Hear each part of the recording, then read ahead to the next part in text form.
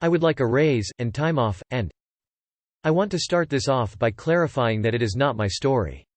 It's the story of someone very close to me, and I will leave out a large amount of specific detail because quite a bit of info is not mine to reveal. The build-up to the revenge is that this person had a horrible employer. She worked HR and managed payroll at what was effectively a nursing home. I don't know that they call themselves that, but it's what they are. The company had a bit of a good old boys club going on, with all of the highest level management being older men, who all did less work and got more pay than pretty much everyone else. There were regular complaints from women about being mistreated, and many women were fired for absolutely absurd reasons, followed by their male coworkers getting raises. That in and of itself was bad, but it's not what instigated the need for revenge.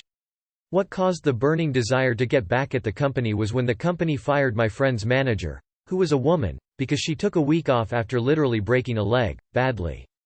The HR department was already badly understaffed, so my friend had to take on the responsibilities of this manager, without any pay bonus. She requested a pay bonus multiple times, denied each time. A month or so later, the company hires a new manager to replace the old one, at nearly twice the salary. This new manager is an older man. I'm not entirely sure what this guy actually did during the day, because my friend continued to do all of the managerial tasks, and she knows that for a fact because the guy's account didn't have access to the systems he needed access to, and he never asked for that access.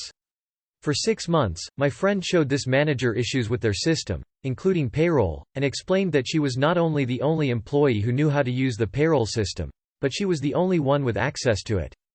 The sexist douchebag ignored her, and made regular comments about how she was replaceable and useless. One day, she loses her shit. She set up a bot with her credentials to automatically assign her pay each pay period, according to her actual salary, so not stealing or anything. She then carefully plans her next move, and puts in her 2-week notice, right before a large department-wide week off, and right before her only coworker has a 2-week vacation. She wouldn't have time to train the coworker even if the coworker was in the country. The manager still dismissed her, thinking he could just hire someone who knew what they were doing. Little did he know, she had tweaked with the payroll software over her time there. Nothing super awful, but it was very different from what the base software was. She was the only person who knew how to properly use it, and the only person in the whole company, including the CEO, who had access to the necessary numbers to actually run the payroll. When she leaves, after the 2 weeks, the company has 2 whole pay periods where they do not pay their employees. They can't. But my friend still gets paid, because they never disabled her automatic payment thing. They couldn't. Eventually they called her and basically begged her to consult with them on their payroll. For the past 6 months she has been paid $250 an hour, for 5 hours a week, to run the company's payroll. Fully remote, even though it was an in-person job before. And to top it all off, she doesn't even actually work the 5 hours. She wrote a script on her personal device to process payroll for her. She just has to press one button.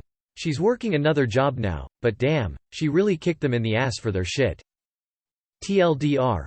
Friend got back at sexist workplace by costing them a huge amount of money in legal fees and her new salary, plus embarrassing the shit out of her asshole boss.